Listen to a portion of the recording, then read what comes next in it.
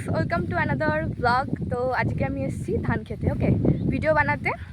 So অনেকদিন পর ধান খেতে নেমেছি। সেই মামা বাড়ি গেলেই ধান খেতে নামা হয়, তাছাড়া নামা হয় না।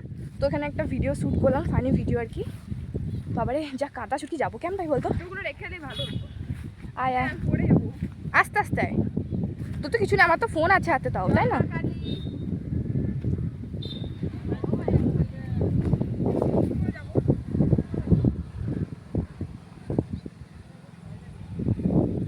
তো গাইস এই যে আমরা এখানে বাবারে নেমেছি। তার এক জায়গায় জুতোটা খুলে দিনি, বিরাট অসরাগি লাগছে এখানে জুতোটা খোলা। তো গাইস এখানে আমরা লোকের জমিতে নেমে গেছি, ভয় লাগছিল যদি কিছু বলে, কারণ এখন হচ্ছে কিন্তু ধান রোয়া। তবে আমরা কোনো কিছু ক্ষতি করিনি, বাস কটা ছবি তুলেছিলাম আর কটা ভিডিও করেছিলাম। তো ভিডিওর ক্লিপও কিন্তু আমি ভিডিওর লাস্টে দিয়ে দিয়েছি অনেকগুলো। আর আমি জমির মধ্যে নেমে যে ছবি তুলেছি পুরো হাঁটু অবধি কাদা। আর একটা জিনিস বলি, আমরা যে ভিডিও করছি দূর থেকে কিন্তু সবাই দাঁড়িয়ে দাঁড়িয়ে দেখছে যে আমরা ভিডিও করছি কিভাবে। কিছু কিছু জনের সাথে দেখা হয়েছিল যারা আমার ভিডিও দেখে আর কি ইনস্টাগ্রামে। আর যেখানে আমরা ভিডিও করতে গেছি সেখানে কিন্তু শুধুই ধান ক্ষেত। তো চলো ভিডিওগুলো দেখতে থাকো, কেমন লাগছে অবশ্যই কমেন্ট জানিও।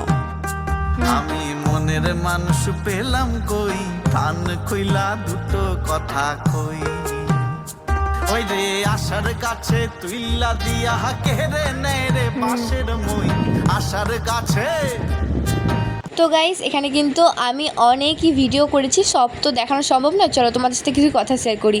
এখন কিন্তু আমি ইউটিউবে ভিডিও পোস্ট করছি, আমার 10-20টার বেশি ভিউ যাচ্ছেই না।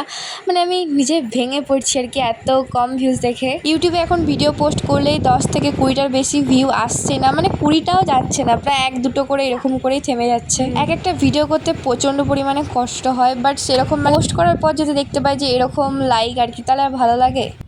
একটু দূরে যা ওইখান। তো চলো আমি কন্টিনিউ ভিডিও পোস্ট করতে থাকবো। আপ ডাউন জীবনে আসবেই, তাও আমি থামবো না, কারণ ভিডিও করাটা এখন হচ্ছে আমার লাইফের একটা আমার বাবার মনে হচ্ছে আমি এমন